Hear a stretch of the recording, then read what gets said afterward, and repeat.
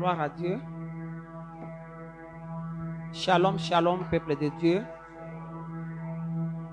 Nzambe alola moya moko na moko elongo na libota na ye.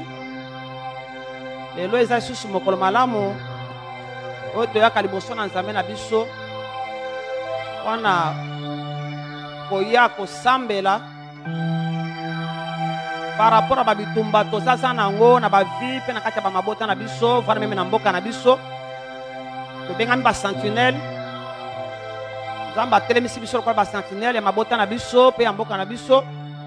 Otango tozali komona monguna azali koya biso totomboli mingongo na biso mpona kobeta kelelo yango na poko ayo tokutani lisusu po totombola mingongo na biso na losambo.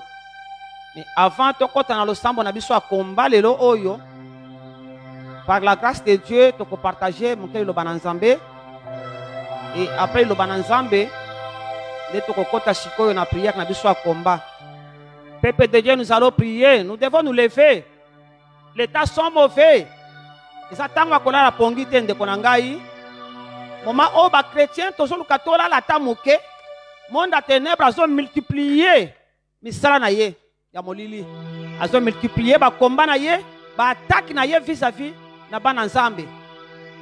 Même pas na mboka na biso. Voilà pourquoi toko ikola la tête toko kitsa mboka na biso na c'était. Nous devons nous mettre debout, nous lever pour combattre.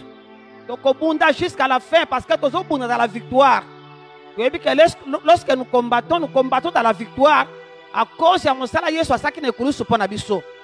Voilà pourquoi dans le but que Zana Makasi de Konangai, Zana Makasi Telema, combat pour ta vie et pour ta famille, et combat aussi pour ton pays. Combat. Nous avons battu au sentinelle pour que hôtel Maobeta Kelelo. Kangami sonayo esika tokutani na zone dimake toza déjà liboso ya ba téléphone na biso bolimbisa pona mwa retard oyo bolimbisa biso toza liboso ba téléphone na biso kangami sesiko kutami banda kotombola mongongo na yo pona ko remercier Nzambe afato banda nyoso totombola kana Nzambe wana ko remercier ye wana bolamu nyonso azosayela kabiso kopema na ngonga nyonso tozali kopema pe tozali na liberté ba mouvement de Konangai. C'est une grâce tozozo epai na Nzambe wana. Il faut toza toujours reconnaissant ya bolamu na Nzambe likona biso na mabota na biso. Prions tous au nom de Jésus. Élevons nos voix pour remercier notre Dieu. Élevons nos voix pour lui dire merci.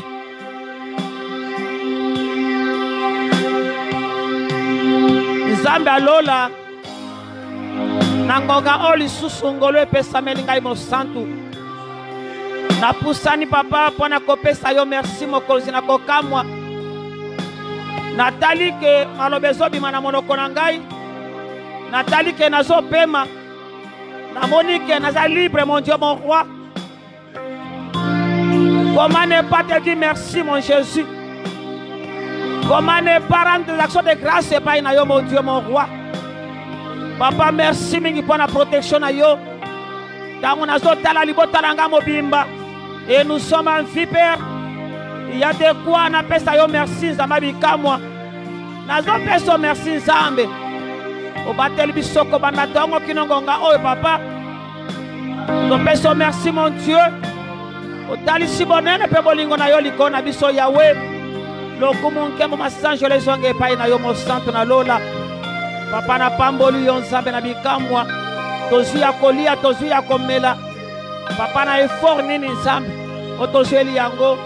Tout est grâce Seigneur dans nos familles, tout est grâce dans nos vies, tout est grâce na mboka na biso Congo Yesu kolala kolamukaka Nzambe za l'habitude de papa mais angolo tozali koswa ko ute pai na yo et toza reconnaissance Nzambe ya bolamu nyonso tozosayela biso Nzambe mokona mokolo yozo renouvela ka bonté na yo epai na biso mosantu na ngai tobiki yango lisusu na mokolo yo même soki topusani na ngonga oyo mpona koya kotombola lisusu bozalisami mpe kotombola kombo na yo c'est parce que papa tobiki bolamu na yo Nzambe.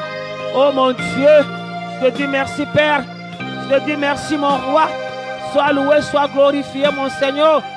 nakotombola yo papa, nakotombola kayo tango nyonso, nakokumisaka yo nzambe mpona maso ozosalelaka biso nzambe alola tombama na yo mosantu na lola. Merci mokonzi na ngai, merci elombe na kombo na Yesu Masiya.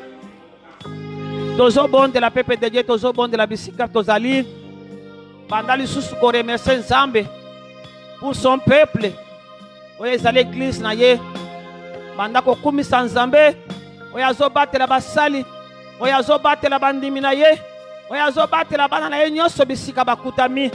Le pourvoyeur bamoma difficile tokotraverse oyo nzambe atiki baoyo ya ye te, atalisi vraiment loboko na ye likolo ya mabota na biso nyonso ya molimo. Voilà pourquoi totombola mingongo na biso mpona koremercier ye lisusu mpona bolamu na ye, likolo etonga na ye partout ekutami, likolo ya bana na ye, basantu na ye, lolenge azo pourvoir na moma difficile oyo bato bazolela me baoyo ya nzambe loboko na ezotalisama kaka ke baza na nzambe elongo. Prions au nom de Jésus-Christ. Shandaraba Yekaya Marababa Barobo Shekama Marabasan Yendaraba Barababa Robo Shandamama Oria Mama Yenda Mama Rabasan Tarababa. Oh mon Dieu, Seigneur mon Dieu, Papa nazo pambola lisusu kombo na yo, nakotala lisusu loboko no yanguya oye sembola mili likona bayenge bene na yo bisika nyonso bakutami dans le monde entier mon Dieu. Partout bakutami nzambe bolamu na yo etiki biso te papa, loboko na yo ebateli ezobatela ezobundela biso bitumba lolenge nyonso, loboko no yanguya Yahweh ezopourvoir na babesoin ebele nzambe na bavi na biso. Oh Seigneur, nous te sommes reconnaissantes. Oh, nous sommes très reconnaissantes par yo nzambe. Merci papa pour ta protection et ton amour. Merci papa pour na nyonso saleli bayenge bene na yo nzambe bitumba ninyo bundeli biso te Yahweh. Ba maladie bonyo zolongola na bomo ya bana na yo nzambe na bikamwa kufa boni oyo zolongola na bazia na biso Yahweh. Oh papa topamboli yo nzambe ya église na ye, nzambe ya bandimi na ye, nzambe ya basantu na ye papa topesi yo merci mo santu, totomboli kombo na yo likona nyonso yo ozali nzambe okotikalaka kozala nzambe seko na seko na kombo na Yesu Masiya. Merci mon Dieu. Gloire à toi Jésus. Gloire à toi mon Seigneur. Tendre Père, nous te disons encore merci Seigneur et nous saluons ta présence au milieu de nous. Cher Saint-Esprit, tu nous as convaincu que tu es là papa. Et tant que yo salaka papa pesa kabiso elonga, tant que yo salaka totombo la kamitu na biso, tant que yo salaka Yesu Masiya. Papa na présence na yo salaka biso ba bien nzambe na bikamwa. Yango tozo tombo la bozali samiwana. Petotiki moment oyo moketo ko partager parole na yo entre tes mains. Kamba biso yo nde mokambi malamo. Joie esika oyo esengeli na kati ya ba vie na biso. Pesa biso entendement spirituel mon Dieu mon roi. Toyo kalolenge disciple esengela yo ka cela pour la gloire de ton nom. Au nom puissant de Jésus-Christ, nous avons ainsi prié. Amen. Amen, amen. Tokamati ba Biblia na biso. Nous voulons partager la parole de Dieu. Attitude nini oyo nzambe azozela amona biso na yango na moment oyo tozo traverser ba tempête ya ndenge na ndenge, mokili ezolela, bato bazokufa, ba maladie kilikili, ba matanga par-ci par-là. Attitude nini oyo esengeli na biso kozwa liboso ya komekama nyonso oyo mipepe na bambonge. Tokei na mokanda Genèse chapitre 26.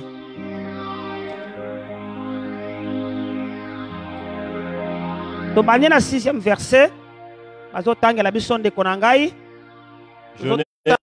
Tambe na kondima oyo pe na bomoi na ye na parcours a vie na ye akutanaka mpe na bamakambo ebele oyo tozobika. Mais attitude nini afishaki devant babitumba komelaki ye mpe libota na ye. Tolandi makomi na nzambe. Tanga papa tangela biso. Genèse 26, nous lisons à partir du 6e verset.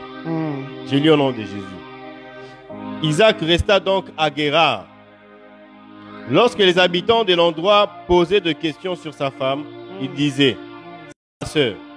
Il avait peur en effet qu'il ne le tue s'il disait ma femme, parce que Rebecca était belle. 8. Abimelech, le roi des Philistins, regardant un jour par la fenêtre, vit Isaac plaisanter avec sa femme Rebecca. Abimelech fit appeler Isaac et dit, c'est certain, c'est ta femme. Comment as-tu pu dire, c'est ma sœur? Isaac lui répondit, j'ai dit cela pour ne pas mourir à cause d'elle. Abimelech dit, qu'est-ce que tu nous as fait? Quelqu'un du peuple aurait fait femme et tu nous aurais rendu coupables. Alors Abimelech fit ce décret pour tout le peuple. Il cherchera à cet homme mis à mort.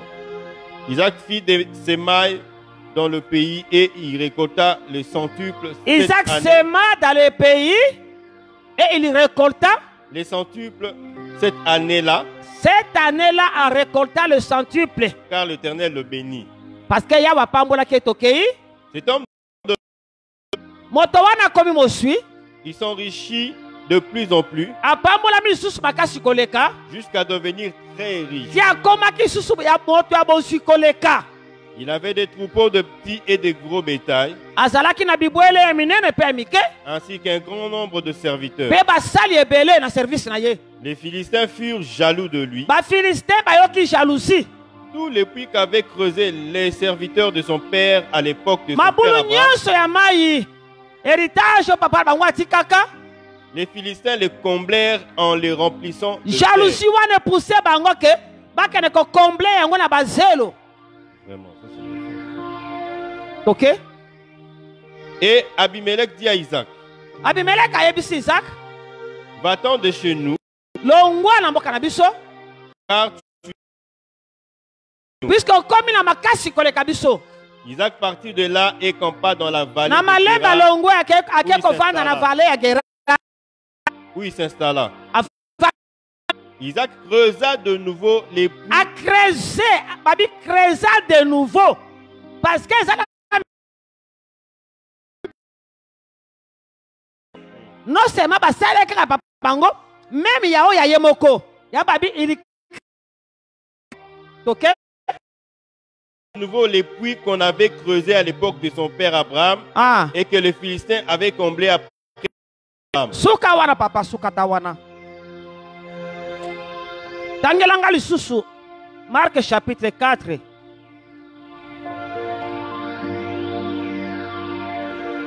À partir de 39 verset 31. Marc 4, à partir du 9e, nous lisons le nom de Jésus-Christ. Il se réveilla, menaça le vent et dit à la mer, silence, tais-toi. Pour une bonne compréhension. Ce jour-là, le soir venu, Jésus leur dit, passons sur l'autre rive. Après avoir envoyé la foule, ils l'emmenèrent dans la barque où il se trouvait. Il y avait aussi d'autres barques avec lui. Un vent violent s'éleva et les vagues se jetaient sur la barque au point qu'elle se remplissait déjà. Et lui, il dormait à l'arrière sur le coussin. Lui, c'est Jésus qui dormait. Ils le réveillèrent et lui dirent, Maître, cela ne te fait rien que nous soyons en train de mourir. Il se réveilla, menaça le vent et dit à la mer, silence, tais-toi.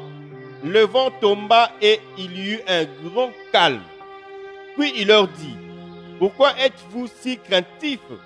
Comment se fait-il Pourquoi avez-vous peur? Oui. Oui, ok. Comment se fait-il que vous n'ayez pas de foi? Ils furent saisis d'une grande frayeur et ils se disaient les uns aux autres, qui est donc cet homme? Même le vent et la mer lui obéissent. Amen. Amen. Amen. Est-ce qu'on peut acclamer la parole de Dieu? Gloire à Dieu. Ndeko, selon ma bongisi nanga bomoto, même ce qu'on commande que nasina préparé qui maté à l'élo, J'allais parler de l'eau. Na Oyetali, le ministère d'aide. Oya Romains 12, na 1 Corinthiens 12, wana, à partir du verset 27, tu as 31. Yango il fallait na lobelelo, oh, yango na préparer kingai. Pour l'enseignement nanga, il y a un enseignement, on a zoko pesa. Mais le Saint-Esprit, la minute à Soukawa, a convaincre nga que to partager na bino likambo oh ya tempête oyo. To partager sur yango. So ki alobi yango c'est parce que yebi ke na mabota na biso, na ba vi na biso, na moment tozolo ba oyo. Ba tempête telemi ebele, ba mbonge ebele za ko beta beta na ba boatu bisika to kutami. Yango alinga tindela mwana na ye moko, liloba moko ya encouragement. Ya encouragement. Tomo liboso histoire ya Isaac papa na biso. Papa na biso mwana ya promesse. Le fils unique Abraham. Oya atikala ki na boso ya papa na ye nyonso. Héritage ya papa, majorité partie ya munene ekende kinde epai na Isaac. Ibe lobi ke Abraham apesaki bana misusu kaka badon pe aéloigné bango mosika na mwana na ye. Mais mwana oyo azaki mutu azaki na lito ya koyoka mongongo na Nzambe. Alors na mama moko na mboka esika azalaki famine ekotaki. Famine ekoti ya makasi pepe de Dieu. Bokozwa biloko ya kolia wapi? Bokozwa biloko ya kolia wapi? Nzala ekoti ya makasi. Bato bazokufa na nzala wana, Bibole ezokufa na nzala wana. E Isaac azalaki na mboka wana. Réflexe à liboso yelaki ye. Ezalaki ke akende na Égypte comme réfugié na Égypte.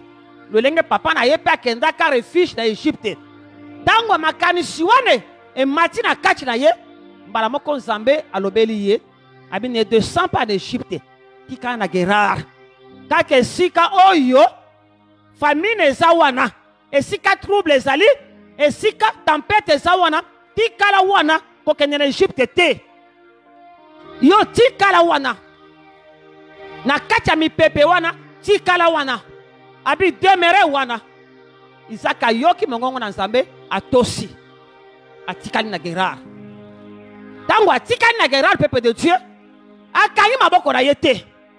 Moi semence ya muke oyo atikalaki na yango alobi tika na lona ngo na mabele po ebotela ngai mususu a prendre ba risque na lo ba semence lelo te. Nazo beta na kali solo tozo kento mona attitude ya mutoyo.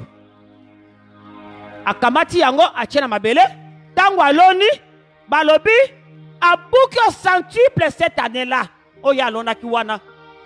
Ndambo ya muke achaki na mabele esika vana kanga maboko atala batu nyonso ne mazo kufa mais ye asali quand même pas moko boye. A exercer foi na ye. Aloni semence ndambo oya asalaki na yango. Et c'est ma sindambo wana e boteli ye na mokama. Tango e boti na mokama babike mutoyo abandi kokoma mozwi. Asuki na kozala mozwi te babike akomi mozwi makasi à tel point que e créer jalousie et pas na ba oyo bakolo mabele. Batme muto aza mopaya. Ndenge nini ye mopaya aya kopambola na mabele na biso.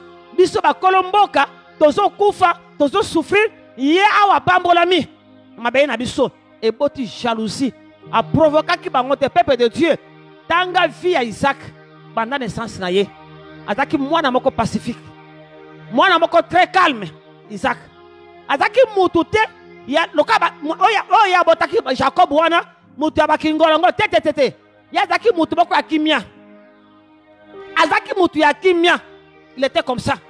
Tanga histoire en fin naye. O comment na kazaki mutu ya kimia. Atako linga ba problème te. Ba apporter ye jalousie. Ba yoki jouer la ti bango parce que Nzamba pamboli ye. Ya provoquer ki bango te. Asala ki bango eloko te. Mais li pambolo Nzamba pamboli ye et créer le bitumba. Et memeli ye bitumba ya banguna. O ba vanda ki wana ti ya zo lona. Peut-être que tu na kati na bango ba décourager pe bazalaka wana.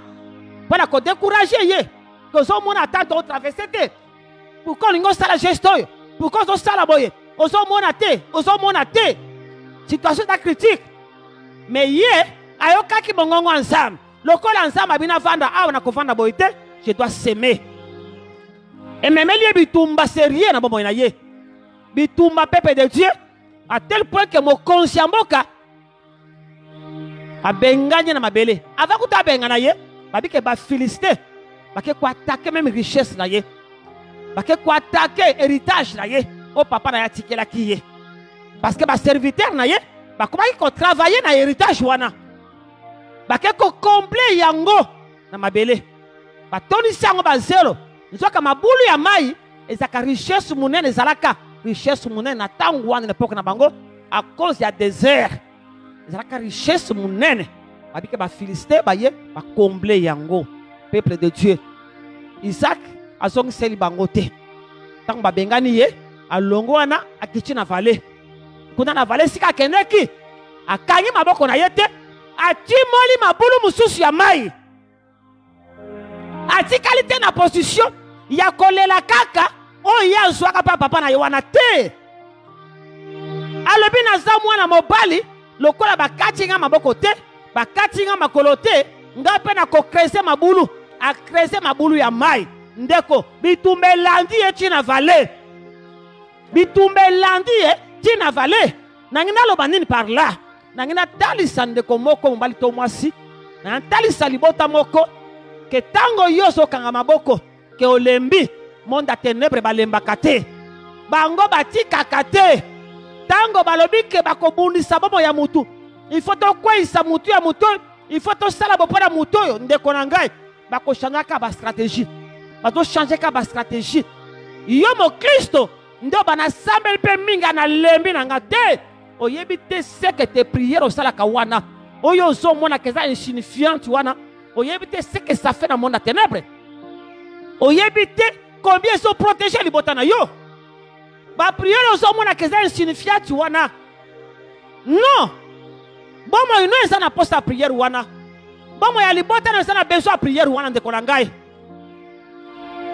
Ne t'arrête pas. Kokanga maboko te. Kotika te. Aussi longtemps que au moins makambo ngona no moni clair na yango te. Na yiko exhorter para koyebi soke ne t'arrête pas. Ne t'arrête pas. Isaac arrêta quitter à cause de la provocation na bango. Non. Il a creusé. Balandi eti kuna na vallée. A ti quitté. Tango baye na vallée wana. Babandi ko soani saye. A cédé. Mutu ya kimia. A kei. A ti moli mususu. A susu mai. Balandi ye. Na kacha kokobaka. Bango bazo bundisa. Ye pe azo sala. Azo koba kaka. Bango pe baza ko attaquer. Ye pe baza ko avancer kaka. Akuta na Rehoboth. Ake okuta na libula mai Rehoboth. Oya pesa ki kombo a Rehoboth. Histoire a vie na ye bani sikoyo wana. Po akoma na niveau wana. Combien ba combat oya traverser de kolangai. C'est ça le monde des ténèbres. Le diable existe ba ko sayote. Il existe dans l'armée na ye, il existe. Aza organisé. Aza organisé. A côté kayo na kimiate. Parce qu'on demande Yesu Masi. A côté kalibota na ona kimiate. Balobi il rôde comme un lion rugissant, cherchant qu'il peut dévorer. Balobi bien qu'il rôde. Il rôde tout autour de nous. Tout autour de ma famille nabiso. Les diables rôdent. Si comme biso to kanga maboko. À cause du confinement. À cause du confinement. Ba tout bon da côté na ba distraction na ngonga oyo. Ndeko ça ne vient pas de Dieu. Ça ne vient pas de Dieu. Dans la politique n'enge même la distraction. Dans la politique n'enge emballé yo. Au moins non so kende. La foi vient de ce que l'on entend et ce qu'on entend vient de la parole de Dieu. Yango ne so lei safana yo. Ndeko sala que prière na yo. Au moins na ba effet na yango. Parce que nous devons prier na condiment. On ne prie pas pour prier. Nous prions na condiment. Condiment na nzambe wana. Mais tellement matoy na yo et comme ka politique y affaibli prière na yo. Foi na yo et comme si on a makambu ya mboka. Na réalité, ouais soit les kanamboka. Or Isaac a même marqué na ba distraction makamamboka te. A même marqué na distraction wana tende konangai. Ayebaki que azana mission munene pour sa famille. Azana mission munene. Que distraction comme mayete. So quand même la distraction veut dire à sacrifier ba te epele ba yasi ba mukongo na ye. Yango aboy comme maman na ba distraction. Aboy comme maman na ba distraction de konangai. La foi vient de ce qu'on entend. La foi vient de ce qu'on entend. A foi ça koyoka. Pandémie, coronavirus, bakufi boye, e boye, e bona boye, e komi 7000, e komi 10000, e bazo kufa, bazo sala bonde konanga. Yango ezali ko alimenter foi na yo. Ezali ko alimenter on pona ko détruire yango parce que ezali vené. Eza vené. Ozo ko sa vené na kacha foi na yo. Ozo ko sa virus na kacha foi na yo de konangai. Oko regretter non seulement yo, na ba onyoso nzamba zo mona sima mkongo na yo. Oko regretter. Oko regretter. Et belé ba kutami na kacha ba haine. Na kacha ba haine peuple de Dieu. Mutumoko a condition na kacha te, yondo sepele kota. Diable a profité, le diable peuple de Dieu. Christ a sa longa ne kurusu pona biso. Mais poto pika. Victoire wana et longa wana, nous devons marcher dans la crainte de Dieu. Nous devons marcher dans la crainte de Dieu, dans sa parole. T'as des diables sikoyo pour distraire yo bien, azoluka accès pour ceux qui accès zata kokotate. Ceux qui accès zata kokotate. Yo moko no kofongo la ye porte. Pour akota à détruire yo, à détruire famille na yo. Okofongo la ye porte na ba distraction de konangai. Est-ce que moment oyo et ça, moment biso ba chrétien, to kota na ba distraction ba politicien. Moment oyo. Église de Jésus-Christ. Boyo kanga malamu. L'état sont mauvais. L'état sont mauvais. L'esprit de mort marche. L'esprit de mort marche. Ce qui est d'accord pas même des hommes de Dieu. Malgré mi sala ba sala lisam. Malgré ba grâce mine zakaki na bango. To mba zo kufa. Ba grâce kena mabele. Et bon on gagne na yonde konangai. Pourquoi se font la porte na yo? Nanya ebiso ke politique ko ile solution. Tala ba distraction. O diable zo memo na yango, o memami pe na yango. Oh! Ce qui nzambe alola. A memi solution te. Mo considérer comme ma solution. Ce qui nzambe te. Kasi pandémie yango. What ba grande puissance. Wapi bango. Ba grande puissance what bango. Ba sa solution non? Deuxième vague yes. Deuxième vague bandit na Chine. Même les États-Unis, deuxième vague bandit. Il y a pandémie oyo. Ce qui passe dans ma coquille wana, il y a quoi apporter solution dans l'humanité. Mais c'est pas porter on de konangai. Mais c'est pas porter. C'est pour te dire que c'est qu'on a biso et qu'on t'en est pas ensemble. Et pas ensemble. Regarde na biso. To tourner pas ensemble. To taille l'ensemble. To taille l'ensemble de konangai. To taille l'ensemble. To longa na kata ba distraction. Balobi ke tozali mwinda. O ba tieli kola ngomba pour éclairer. Comment to koti na kata ba mbrouillement. Yo aigle o komi lokola libata na kata mabata. O komi lokola mwana soso na kata ba soso. Nzoko za aigle nde konangai. Ozo sala ni na ba secours. Ozo sala ni na ba secours. Et si quand tellement na brèche, intercéder pour le pays, intercéder pour la liberté na yo, intercéder pour l'église, vous allez confiner ndeko. Oui, c'est vrai, la pandémie et les cas on a mokilo yo. Ba kanga église. Mode mbekanga église. Ndako nzambe ba kangi yango. Ba kangi église, ba kangi église. Bana nanga bazo bisanga na poto balobi ke mama. Tango zoyo ka balobi ke ba fongoli wana ba déconfiner ba église ba tchana ba tchele biso ba condition À partir de 60 ans, tu le colo.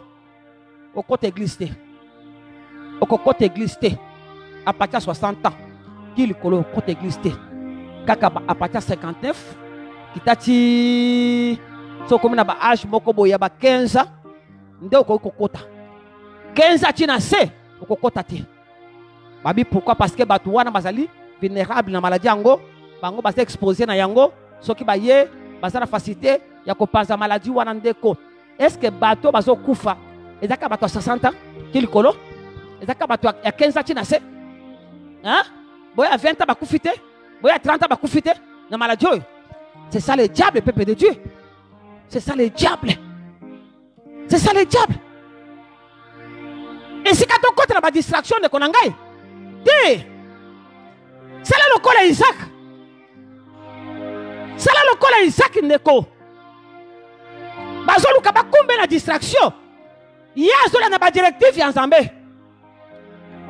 Azola na ba directive ya Nzambe. Okomona ke si makokuta na ziba maya reobote abake ba timo lisusu bazu au vive. Bakuta na au vive. Abandi ko kene ko mata. Abandi ko mata niveau. Mais pour amata, il y avait des combats. Oui, tellement qui est. Azak pe mutu lokola nga lokola yonde korangai. Akokaki pe comme mama na ba combat wana. Na ba distraction wana. Mais ame mami na yango te. Et distraire pe yete. Mais yo tala mi pepe sur le canal. Nenga distraire yo. Oso yini batu na motema na yo. Eza na ba oso modi na motema na yo. Mokilezo finga. Yo pozo finga. Mokilezo yina. Yo pozo yina. Ndeko. Quel est ton apport? Nakachamboka na yo. Balobi faut à la mwinda, non? Il faut à la mwinda. Il faut à la mwinda. Apport no eza wapi? Nakachamboka na yo. Nakachalibota na yo. Oyini. Oyebi ke na motema oyini.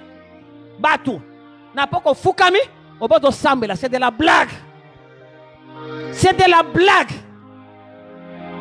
Yango monaka. Mais les Congolais semblent trop. Mais comment va résulter par rapport à la quantité de la prière? Parce que nous ne prions pas selon le principe de l'exaucement. Donc, ça va être le principe de l'exaucement. Et ça va affaiblir et ça va affaiblir la prière. Moi, comme ça, pour tout ça, maintenant, interdit na kati na biso. Naba interdit na kati na biso. Ce qui est soit talaka mabena yo soit talaka mabena yo. Yo ngayeba Yesu. Hein? Les loso kana batu bakufa, ozo kana babonga batu, basala batu boye, ozo sepela. So basali bo, obeti maboko. Qu'est-ce que tu vas gagner? Tala ba distraction ngwana no? Ba distraction ngwana. Hein? Et ça moment il y a distraction tellement qu'on a tellement. Parce que le monde a ténèbres à ça. Azo memo malembe. Azo longo nzela malembe. L'église a besoin de prière yangana yo. Moment toujours traverser oyo. Na bandaku boni ba pengui ndeko. Boni ba pengui. Ba sabna kutu lisusu te. Ba faible dans la foi. O bazala ki makasi na bango soki ba yena église, tant ensemble ensemble, to ki parole de Dieu ensemble et puis si ba koma makasi ba avancer. Le ba kutami maman il y a pas confinement oyo bango moko na bandaku mutu atalaka bango azate bakutami ka ndengwa ba mususu basala na ba télévision te pas même ba téléphone basana ngote hein boni ba pengui batu wana si basana besoin le samu na yo et soutenir bango même na musika si basana besoin le samu na onde kodangai hein si basana besoin le samu na yo na ngai que soutenir bango. Pourquoi tu as une distraction? Il peut koya ba monge koya de konanga me komela yote ko dinsa yote. Yango to oti komo dans Marc chapitre 4. Tango bango balongwa ki aboki ba ko taka boîte. Ba kota kite ba ken ko dina na kacha mai. Ba za ko kene quelque part. Ba za ko kene quelque part. Et ça là qui profite que ba ko kota na tempête munene wana kacha mai. Mais salami ke ba kuta ni na yango.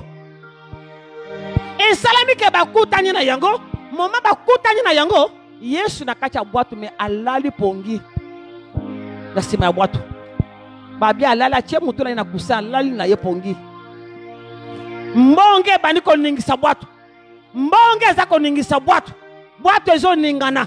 Na yebi ke kondima ba mingi za koningana peuple de Dieu. À cause de la réalité tous traversé. À cause de la bitumba. Ba mbonge andenge na ndenge. O diable azo bwa ke la biso. Donc on traversé ba mbonge andenge na ndenge de konangai. Donc planifier qui a monté cette année.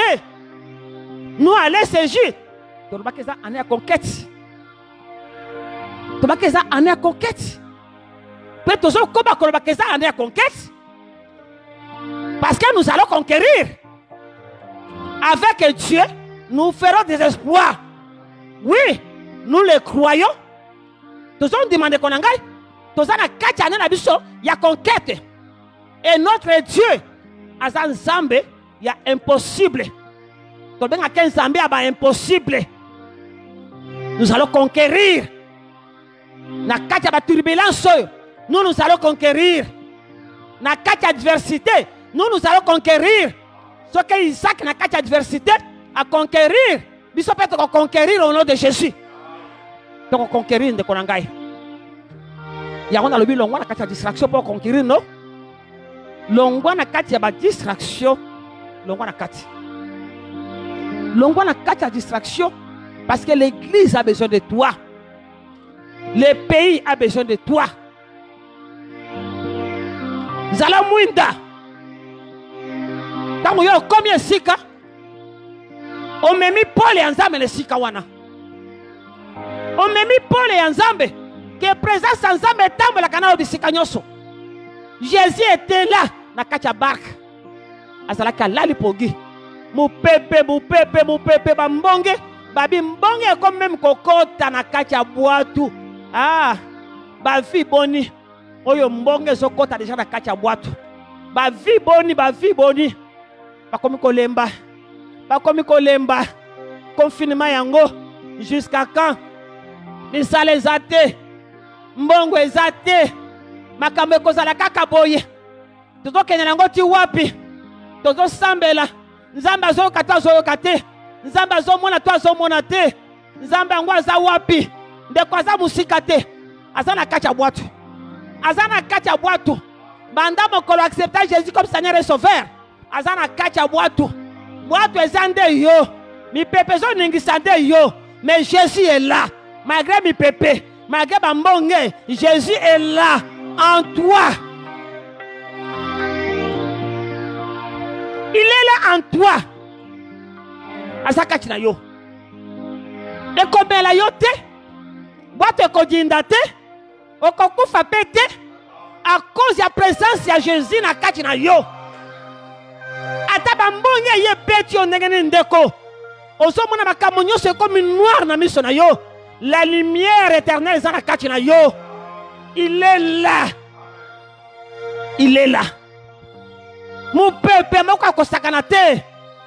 Et comme même yo nulle part, peuple de Dieu. Parce que yo kokufate nengo zawana. Nazo zonge la ke yo kokufate. Yo kopika pe kotatu la misana na Nzambe. Oui. Okozana bomo indeko. Okozana bomo yi. Ata moto, ata nil. Okozana bomo yo kokufate. Bango babandi ko banga. Na kacha ko banga na bango. Bazola musaye. Ke la muka. Yo lali. Ozo mona teke toko dinda. Ndeko yo la musakanani. Yo la musakanani bisa ya bamonge. O la musakanani. Nani ndo yo la musaka. Tamba mbonge so beta bomo ina yo. Tango zo mona ke rien ne marche. Ozo la musanani. Nani yango yo zo la musa. Bango ba la musiye. Ba la musiye. Deti ba tourner regard na bango. Ba longo le pa ya bambonge. Ba komi siko kotala Jésus. Ba komi ko la musa Jésus la muka. Ozo mona teke. Toko yiko kufa ba monge oyo. Siko yo zo la musa nani. Nani yo zo la musa. Nangongo oyo. Nani peuple de Dieu.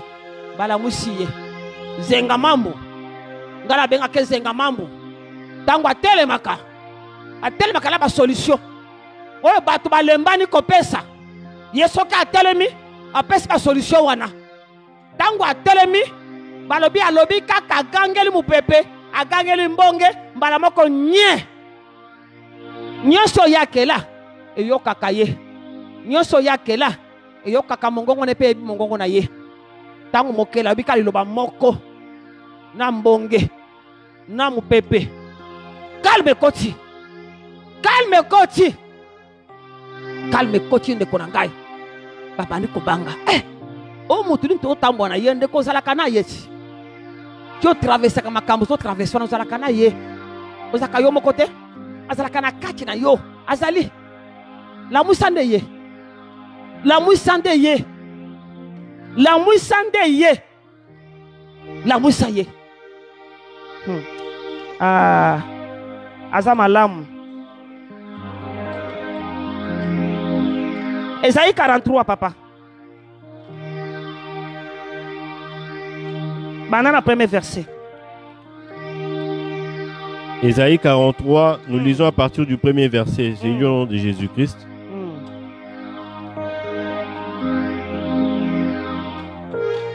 Il fait silence pour m'écouter. Que le peuple renouvelle leur force. Parce que yo kakaye. Même il est yo kakaye. Lorsque tu traverses Bibale minene. Ce qui a zé le na biso. Il suffit qu'à tomber la mongongo na ye. Amen. Il est yo kakaye. Amen. Il est yo kakaye. Abi il est. Faites quoi? Faites silence pour m'écouter. Faites silence pour m'écouter. Parce que nyoso ya kela yo kakaye. Mi pepe yo kakaye, bambonge yo kakaye. Nyoso yo kakaye ndeko na ngai. Po yende mokeli. Yende mokeli. Yo kakaye. Yo kakaye. Toke papa. Que les peuples renouvellent leur force. Que le peuple renouvelle leur force. À cause de la réalité de traverser, renouvelle ta force. Amen. Nabi renouvelle ta force. Amen. Yo oyo sozonga kisima. Nabi avance encore. Amen. Faites un effort encore d'avancer. Amen. Il est dans ton barque. Nakacha barque no azali. Il est là. Jésus est là avec toi. Amen. Nakacha barque na yo. Il est là. Il est là. Dans ta barque, il est là. Il est là. Jésus est là. Amen. Avance encore. Faites un effort. Renouvelle ta force. Amen. Renouvelle ta force. Le Saint-Esprit est là. Alors que les faibles disent que je suis fort. Amen. Si tu es faible là où tu es, ganga que je suis fort. Ganga que je suis fort. Amen. Lata makasi wana. Makasi lata yo. Makasi kota makasi na yo. Au nom de Jésus. Au nom de Jésus. Oui. Que les peuples renouvellent leur force. Bon, renouveler force na bino. Renouvelle encore force na yo. Oui, ok. Ils s'avancent pour parler. Papi qui s'avance. Avance au nom de Jésus. Amen. N'allez bien avance au nom de Jésus. Amen. Ne t'arrête pas. Amen. Que personne ne t'arrête au nom de Jésus. Amen. Avance, avance, avance. Amen. Avance, avance, avance. Amen. Au nom de Jésus-Christ. Okay. Approchons-nous ensemble pour le jugement. Qui a fait surgir de l'Est celui voilà verset combien? 2. 2. Ok. Qui a fait surgir de l'Est celui que la justice appelle à sa suite. Qui lui a livré des nations et soumis des rois.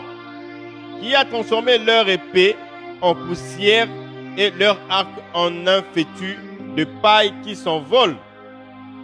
Il s'est lancé à leur poursuite. 43. Vous avez 42. Nabi 43. Chapitre 43. Isaïe 43. Isaïe 43. 43. Maintenant, voici ce que dit l'Éternel. C'est lui qui t'a créé. Et c'est j'écoute. Jacob, c'est lui qui t'a façonné. Écoute ce que Dieu te dit, et c'est J.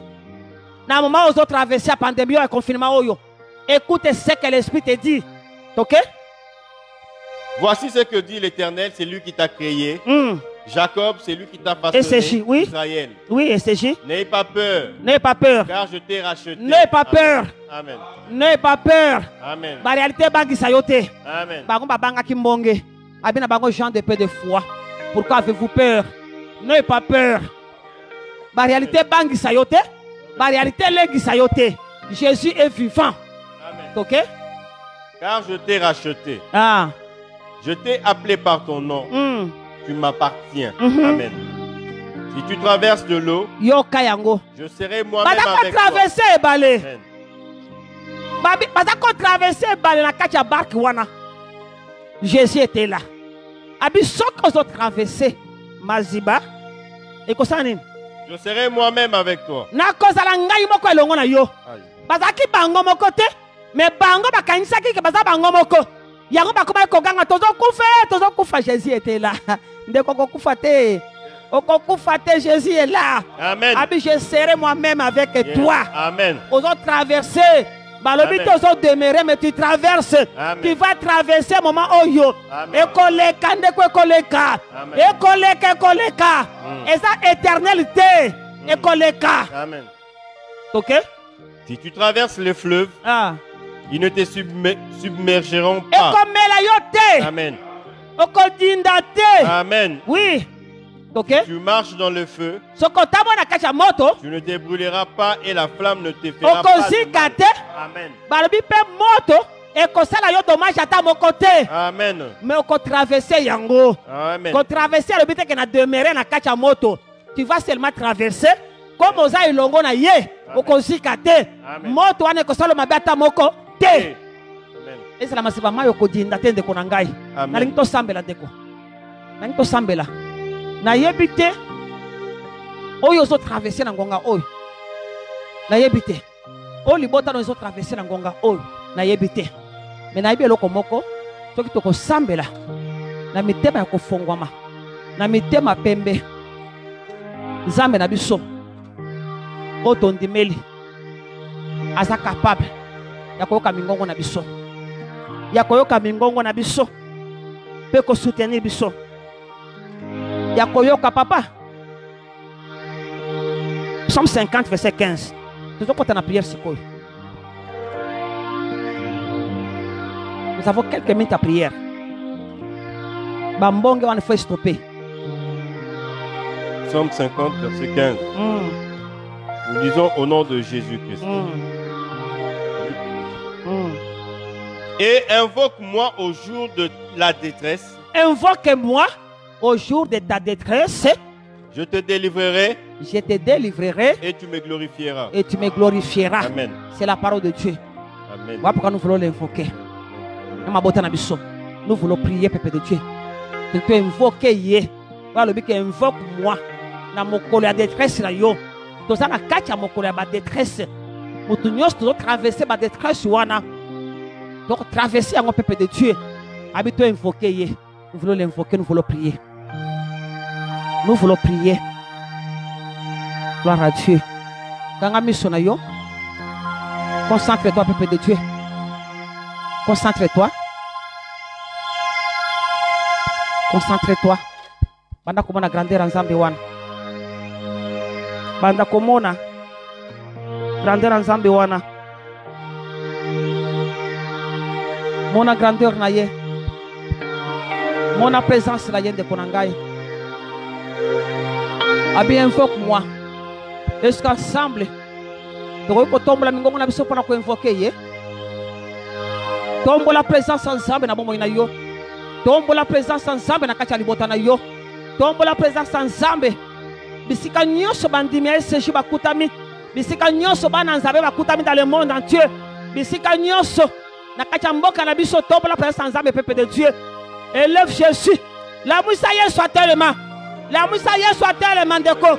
Yesu soit tellement. Atelema kana ba solution. Atelema kana bilembo.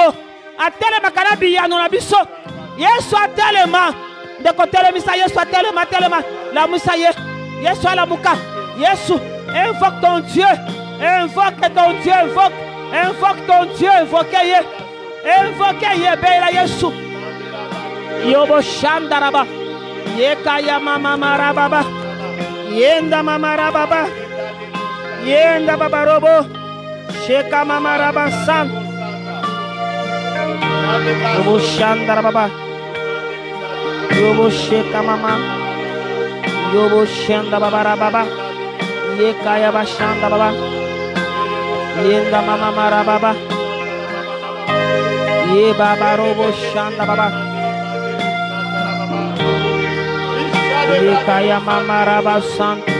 Yenda mama marobo shanda baba. Yekaya maraba baba robo shanda baba. Yekama mama raba baba robo. Shekama mama rabasan. Yenda mama maraba. Yekaya mama maraba. Yenda mama maraba baba. Yekaya mama. Robo shanda baba.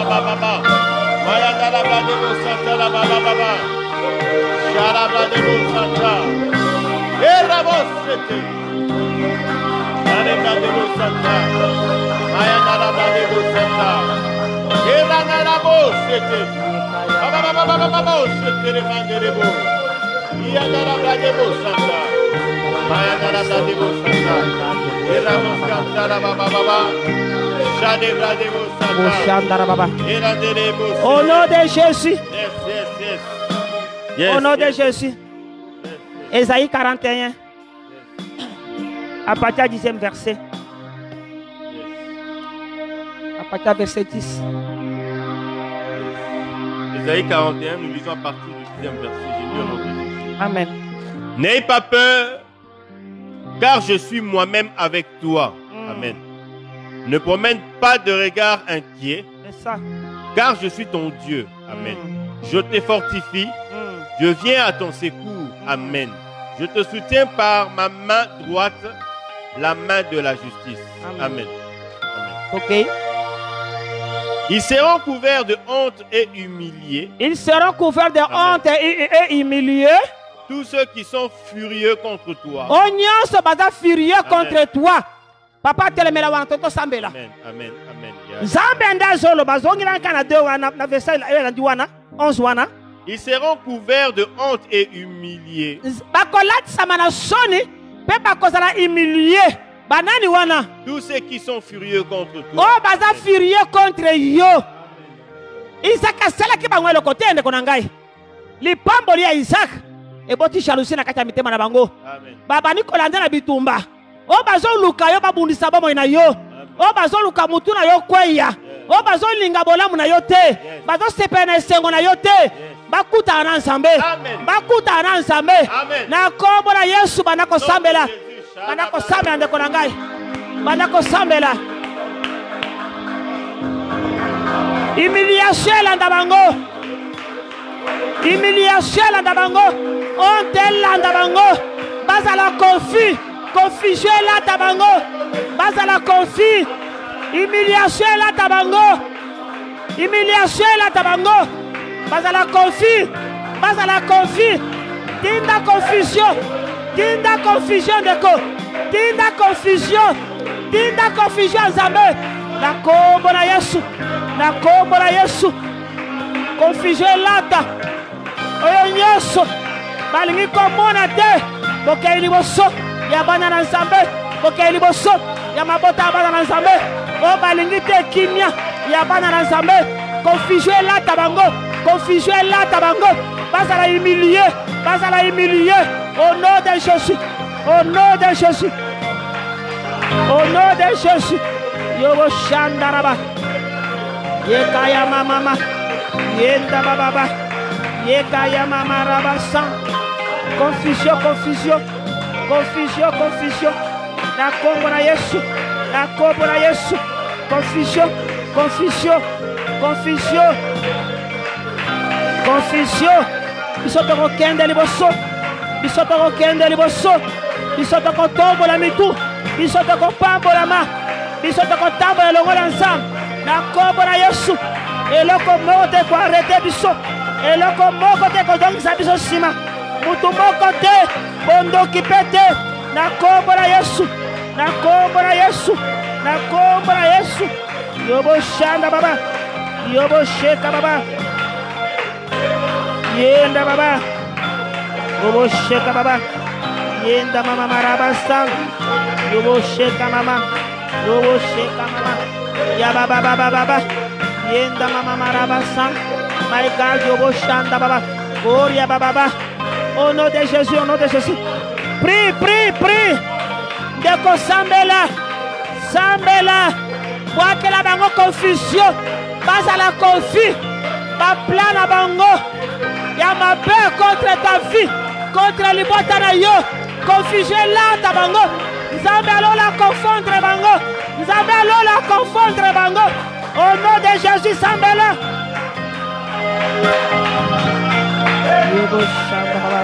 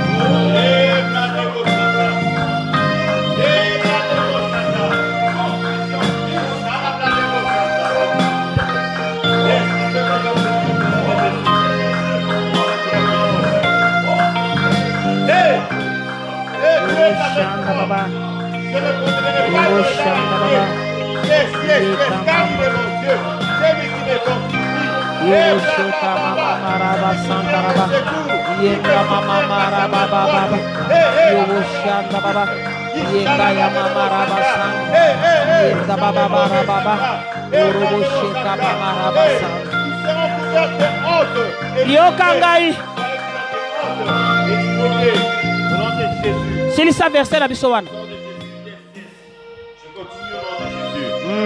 Yes. Tous ceux qui sont furieux contre toi, ils seront réduits à rien. Amen. Ils disparaîtront. Yes. Ceux qui t'entendent un procès. Tu auras beau les chercher, tu ne les trouveras plus. Ceux qui te combattaient, ils seront réduits à rien. Réduits au néant. Ceux qui te faisaient la guerre. En effet, c'est moi, l'Éternel ton Dieu, qui empoigne ta main droite et qui te dit, n'aie pas peur, je viens moi-même à ton secours. Amen. Je viens moi-même à ton secours. Yes. Amen. Il est le secours qui ne manque jamais dans la détresse. Jamais. Amen. Il est là pour te secourir, pour secourir ta famille. Papa, continue. N'aie pas peur. N'aie pas peur. Vermisseau de Jacob. Faible reste d'Israël. Je viens à ton secours. Je viens à ton secours. Yes. Ainsi parle l'Éternel. Yes. Kanga yango amen. Amen. Amen. Kanga yango susu amen. Amen. Amen. Kanga amen pour na libota na yo. Yes. Amen. Au nom de Jésus-Christ. Nombre, dernière intention d'Abisso. Nombre, chapitre 23. Nombre 23. 20 à 23. Nous lisons du 20e au 23e verset. J'ai lu au nom puissant de Jésus. Dernière intention. Voici, j'ai reçu l'ordre de bénir. Oui, j'ai reçu l'ordre de bénir. Sois béni au nom de Jésus. Amen. Sois béni au nom de Jésus. Amen. Yeah. Misala maboko la we pambolama. Amen. Bomo ina we pambolama. Amen. Libota la we pambolama. Nyosi ya we pambolama. Au nom de Jésus. Reçois ça au nom de Jésus. Au nom de Jésus. Ok? Voici, j'ai reçu l'ordre de bénir. Il a béni. Je ne révoquerai pas sa décision. Tu es un peuple béni. Amen. Maintenant, quand on révoque la bénédiction, la vie n'a pas alité. Amen, amen, amen. Tu es béni au nom de Jésus. Amen. Ok. Il n'aperçoit pas de mal en Jacob. Ok. Il ne voit pas d'injustice en Israël. Ok. L'Éternel, son Dieu, est avec lui. Chez lui, réservé au roi. Ok. Amen. Dieu les a fait sortir d'Égypte. Ils possèdent la force du buffle. Amen. La magie ne peut rien contre Jacob. La magie ne peut rien contre Jacob. Ni la divination contre Israël. Atabondoki. Et kokokate. Yes. Contre Yona libota na yo. Au moment fixé. Au moment fixé. Parce qu'il y a un temps fixé pour ta vie. Un temps fixé. Oh, problème, oh, difficulté, oh, traverser, oh, et comprendre fin. Il y a un moment fixé pour ta vie, pour ta famille, pour ton succès, pour ta réussite. Il y a un moment fixé. Il y a un moment fixé. Oh, peuple de Dieu, ne crains rien. Il est là, tu traverses. Tu ne demeures pas. Donc, il y a Koko Kayote. Mota solo ka Koko Kayote. Misala nyoso solo ka. Misala nyoso abandoki. Oh, bato tini ka bambasi na bango likola vina yo. Likola libota na yo. Ndeko. Retour à l'expéditeur. Tombola mongongo no banako sambela. Bandako sambela. Bandako sambela. Na kombo na Yesu. Lo baba kolonga ngai te. Bakolonga libota na ngai te. Bakomona ngai te. Bakomona libota na ngai te. Na kombo na Yesu. Même musala na yo. Même musala na yo. Bakosimba yango te. Na kombo na Yesu. Yo kolongwa na musala te. Yo kolongwa te. Moto kolongola za te. Au nom de Jésus. Bandako sambela. Sambela. Telemela misala bondoki. Misala ya satana. Na mboka na biso Congo.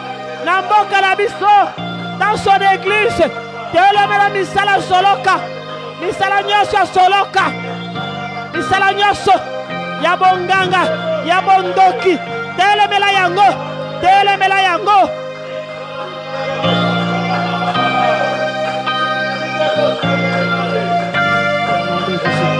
Yobo shanda baba. Geka mama rabasa. Yenga baba baba. Yobo shanda baba. Dans l'esprit des morts, je te chasse au nom de Jésus. Retrouve l'esprit du terre. La mort. Okomona mutu mokote. Na vie na ngai. Pas même ya libota na ngai. Na église na ngai. Na mboka na ngai. Okomona mutu toko sima moto te. Misika nyoso bana nzabe bakutami. Kufa. Je t'interdis. Ya kotouche ba vie bana na nzambe. Ya kotouche ba bota bana nzambe. Na kombo na Yesu. Na kombo na Yesu. Kele bisika bikauka. Retour à l'esprit du terre. Zonga.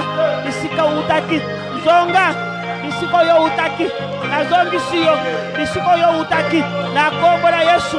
Na kombo na Yesu. Na kombo na Yesu. Yobo shandaraba. Yekaya mama. Ora baba ba shandara baba. Oria baba raba baba. Oh yenda mama raba santa. Yeka mama. Orobo shandara baba. Oria baba. Yenda mama raba santa. My God. Yobo shanda baba. Yeka mama raba santa. My God. Yobo shandara baba. Yeka mama raba santa. Yenda baba. Yeka ya mama raba santa raba. Yobo sheka mama. Yenda raba baba baba baba. Ye baba baba baba baba baba. Yeka ya mama raba baba. Orobo shanda raba. Oria baba baba. Yeka mama raba baba. Yenda raba baba. Orobo shanda baba. Ye baba baba. Yeka ya mama. Yobo shanda baba. Yobo sheka baba. Yobo shanda baba.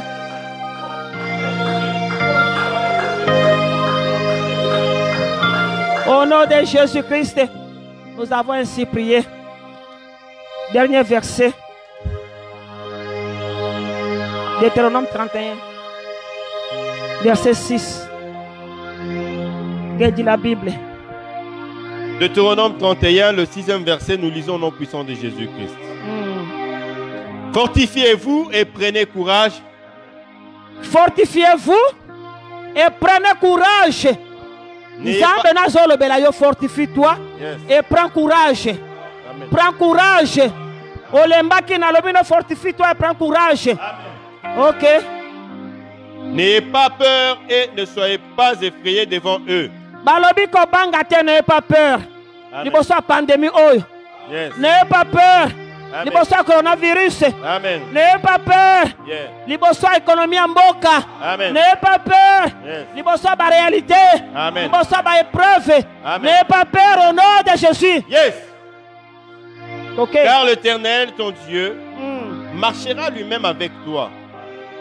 Il ne te délaissera pas. Il ne t'abandonnera pas. Amen. Amen. Amen. Zongela marasuka.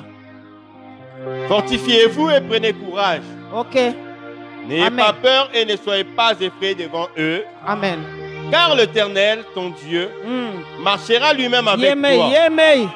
Yemoko. Yes. Okay. Il ne te délaissera pas. Amen. Il ne t'abandonnera pas. Amen. Amen. Amen. Amen. Nzambe langa pambola moko la moko. Apambola libota na yo. Apambola bana na nyonso partout bakutami dans le monde. Makila Yesu masie kota la banda kuna bino.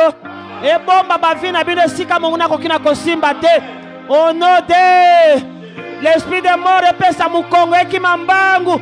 Ekendaleza rido au nom de Jésus. Eko kota la nda kuna yo te. Eko simba bomo ina yo te. Au nom de Jésus. Que la paix du Seigneur et ça la partage na yo. Na libota na mobimba au nom de Jésus-Christ. Pambola manayo na kombo na Yesu Masia. Amen. Que mon Dieu vous bénisse.